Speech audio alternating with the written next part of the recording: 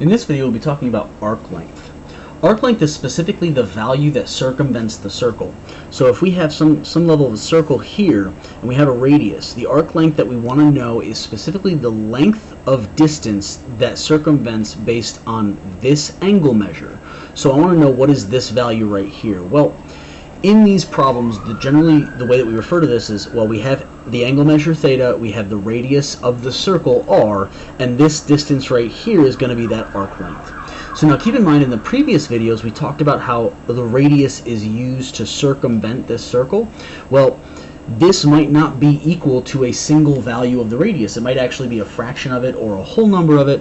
And the way that we actually identify this particular formula is that the angle measure is equal to the arc length divided by the length of the radius, specifically in the unit measure of radians.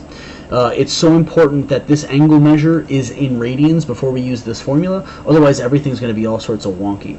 The other way that you can see this formula is that the arc length is equal to the angle measure multiplied by the number of radians that there are in this particular arc length. So if we're looking for arc length, we might want to use this formula. Again, the way that we find that is multiply both sides by r, giving us S equals. Keep in mind that the radian measure then is no longer on this piece, it's on theta. So it's theta radians multiplied by the radius will give me the arc length. So if they give me a problem in here where the arc or where the angle measure is actually in degrees, then this formula doesn't apply and I have to first convert this problem into a degree measure. So let's assume that for a second we have a central angle, and again, these problems only exist when we're talking about central angles. Theta in the circle of radius of 12 feet. So I have a radius of 12 feet. Intercepts an arc of length 42 feet. So I'm given an arc, an S, of 42 feet. So this radius is intersecting an arc of that distance. In other words, we're going to go ahead and again circumvent to a certain point, and then we're going to cut it off, and then that's the arc, that's the radius. The question then is, what is the radius measure of theta? Well, in that case, again, all we're going to do is we're going to take these two values, we're going to plug them directly into this formula up here, because that's going to give us the theta measure. In this case, I'm going to get 42 divided by 12, which if I attempt to simplify that, 6 into 42 is 2.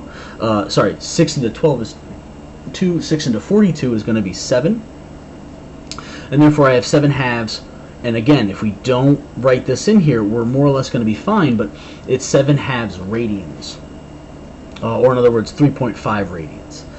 So that's the number of radians it's going to take to circumvent the circle, which means that it's probably going to land somewhere over here in the grand scheme of this problem. The way that we would write it is if we've got a circle and it's 12 feet long, again, notice how these two actual units are the same, and notice how the units will end up canceling out. If I put them in here, feet and feet cancels out, so I'm left with no units at all, which again refers to the radian measure, not the degree measure. But again, if I try to write 3.5 radians, there's approximately 1, 2, 3 and some change to get all the way here. So I should probably go right about to here, give or take. So from there to there, it looks almost like a straight line. Let's go that's a little bit better. And then that's the angle measure that we're looking at is 3.5 radians. Now, if I wanted to know what these radians were in degrees to better understand what I'm working with, again, all I have to do is I take the 7 halves and plug it into that formula that we worked with in the last video of d over 180 equals to r over pi, again pi being 3.1415, and I plug 7 halves into here, or 3.5 into here, and then I'm going to solve for d. So in this case, d is equal to approximately 3.5 divided by pi multiplied by 180. Now, again, looking at this, it seems like this doesn't really make much sense, and this is supposed to be degrees.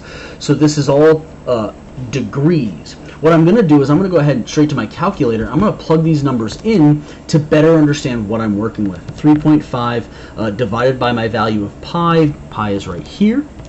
I'm going to take that number and multiply it by 180, and that's going to give me approximately 200 degrees. So I'm going to go approximately, and again, that's the symbol we use for approximately, 200. I'm going to round it to, no, I'm not going to round it. I'm going to go, yeah, 200.5 degrees. So, and again, if you think about it, if this is 180, that should be about 20 degrees. This does make sense. And again, if we leave that symbol off, we're saying radians, not degrees. And that causes this particular problem to be wrong, if that's the case. But that's more or less the applications that we're working with. Again, anytime that you're working with this formula, theta must be in radians. If it's not in radians, we can't use this formula. So notice how I went from radians to degrees. If I was given an angle measure in terms of degrees, I'd have to convert that first to radians so that I can plug it into this formula and solve for the arc length. But that's the basis of these problems and how they work.